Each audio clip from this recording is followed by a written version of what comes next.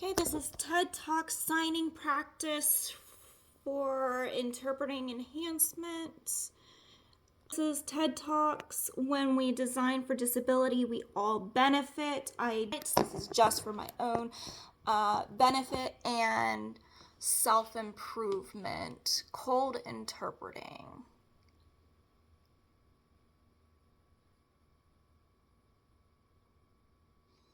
Okay.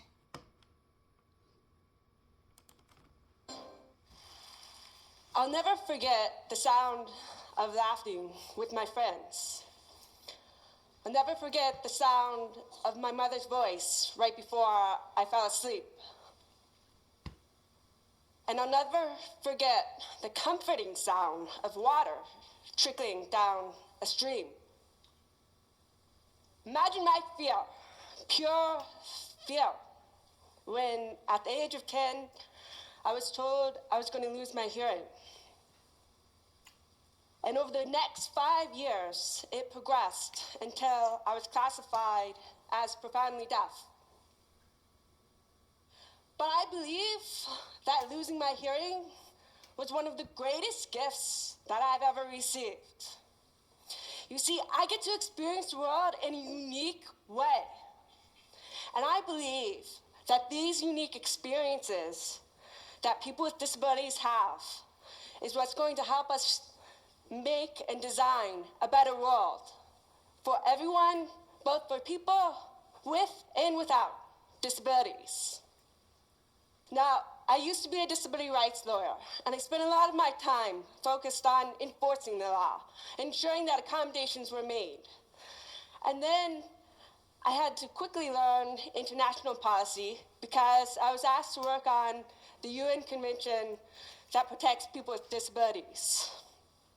As the leader of the NGO there, I spent most of my energy trying to convince people about the capabilities of people with disabilities. But somewhere along the way, and after many career transitions that my parents weren't so happy about,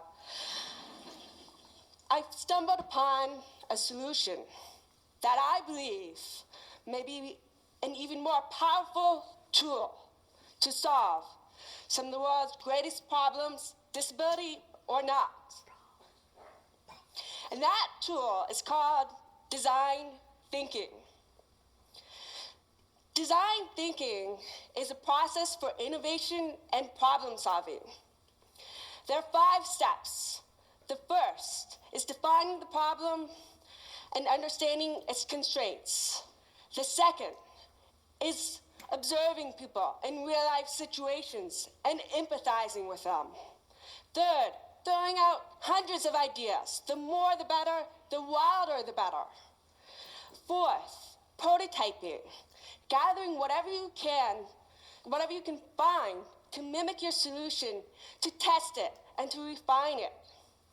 And finally, implementation, ensuring that the solution you came up with is sustainable. Warren Berger says that design thinking teaches us to look sideways, to reframe, to refine, to experiment, and probably most importantly, ask those stupid questions. Design thinkers believe that everyone is creative.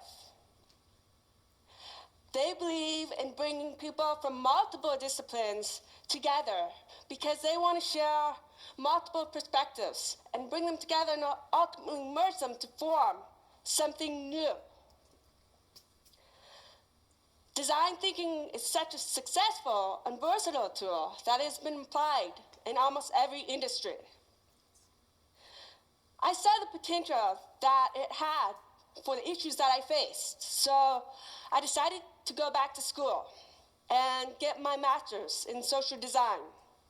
This looks at how to use design to create positive change in the world. While I was there, I fell in love with woodworking. But what I quickly realized was that I was missing out on something.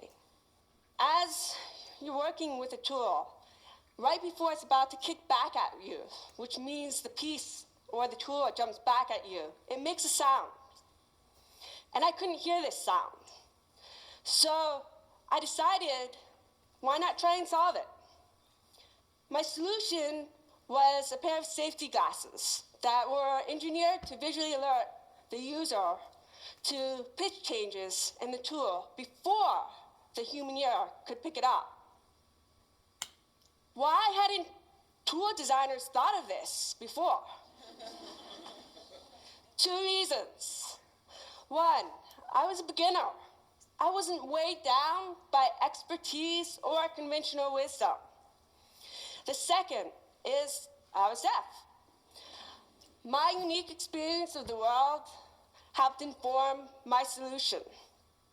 And as I went on, I kept running into more and more solutions that were originally made for people with disabilities and that ended up being picked up, embraced, and loved by the mainstream, disability or not. This is the OXO potato peeler. It was originally designed for people with arthritis, but it was so comfortable, everybody loved it. Text messaging, that was originally designed for people who are deaf. And as you know, everybody loves that too. I started thinking, what if we changed our mindset? What if we started designing for disability first, not the norm? As you've seen, when we design for disability first, we often stumble upon solutions that are not only inclusive, but also are often better than those when we design for the norm. And this excites me because this means that the energy it takes to accommodate someone with a disability can be leveraged, molded, and played with as a force for creativity and innovation. This moves us from the mindset of trying to change the hearts and the deficiency mindset of tolerance to becoming an alchemist, the type of magician that this world so desperately needs to solve some of its greatest problems. Now, I also believe that people with disabilities have great potential to be designers within this design thinking process. Without knowing it from a very early age, I've been a design thinker, fine-tuning my skills. Design thinkers are, by nature, problem solvers. So imagine listening to a conversation and only understanding 50% of what is said. You can't ask them to repeat every single word. They would just get frustrated with you.